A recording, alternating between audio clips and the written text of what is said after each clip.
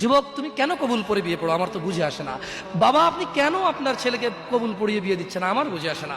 ভাই আপনি কেন আপনার মেয়েকে কবুল পড়িয়ে বিয়ে দিচ্ছেন, আমার বুঝে আসে না। আপনার মেয়ে হলুদ কাপড় পরে, মাথার মধ্যে খোপা দেয়, 3 জন এসে দুধ খাওয়ায়, 4 জনে কোলে নিয়ে নেয়, 6 জনে গান বাজায়, 10 জন এসে হলুদ মাখে, শুধু বুঝি মৌলবি দিয়ে কবুল পড়ালে বুঝি মুসলিমের বিয়ে হয়। শুনুন, আপনার নবী মুহাম্মদুর রাসূলুল্লাহ সাল্লাল্লাহু আলাইহি ওয়াসাল্লাম কবুলের পদ্ধতি দিয়ে গেছেন, তাই কবুল পড়ায় মুসলমানের বিয়ে মনে করেন না। কিন্তু বাকি যেগুলো করেন এগুলো কার পদ্ধতি? কার? মিথ্যা কথা বলবেন না। হুজুর ডেকে খুতবা পড়ে কবুল পড়ে বিয়ে কার পদ্ধতি? আল্লাহ নবীর। এই গান কার পদ্ধতি? কেন করতেছেন? ওটা তো আপনার বিয়ের অংশ, বিয়ে না হলে তো বাজাতেন না। বিয়েকে কেন্দ্র করে যেমন কবুল বলছেন, বিয়েকে কেন্দ্র করে তো গানটা বাজাচ্ছেন। কয়জন নবীর উম্মত আপনি? আপনার নবীর নাম কি? আই এম আস্কিং ইউ, আপনার নবীর নাম কি? আমার নবীর নাম মুহাম্মদ রাসূলুল্লাহ সাল্লাল্লাহু আলাইহি ওয়াসাল্লাম। Who is the messenger of Allah for you? আপনার জন্য আল্লাহর নবী কে? কোন নবীর সুন্নাত পালন করলেন গান বাজিয়ে? আপনার জন্য আমার বিল্ডিংটা ভেঙে পড়বে, বলে রাখি ছাড়বো না।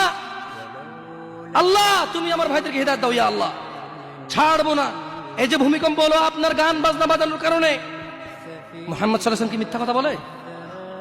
কারা কারা হাত তোলেন তো যে মুহাম্মদ সাল্লাল্লাহু আলাইহি ওয়াসাল্লাম জানে না, মুহাম্মদ সাল্লাল্লাহু আলাইহি ওয়াসাল্লাম জানে না, এরকম কারা কারা স্বীকার করে?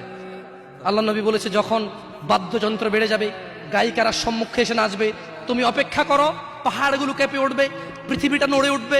জালজালা ইযা যুলজিলাতিল আরদু জিলজালাহা, যখন পৃথিবী প্রবল কম্পনে প্রকম্পিত হবে।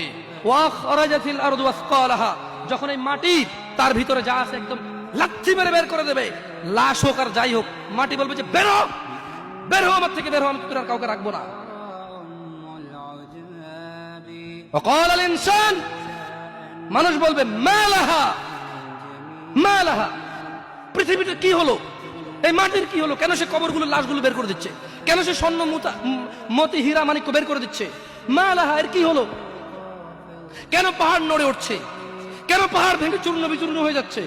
মানুষ বলবে মালাহা, পৃথিবীর কি হলো, বিআন্না রাব্বাকা আওহালাহা, পৃথিবী এটা করবে, বিআন্না রাব্বাক, কারণ তোমার প্রতিপালক আওহালাহা পৃথিবীকে আদেশ করেছে।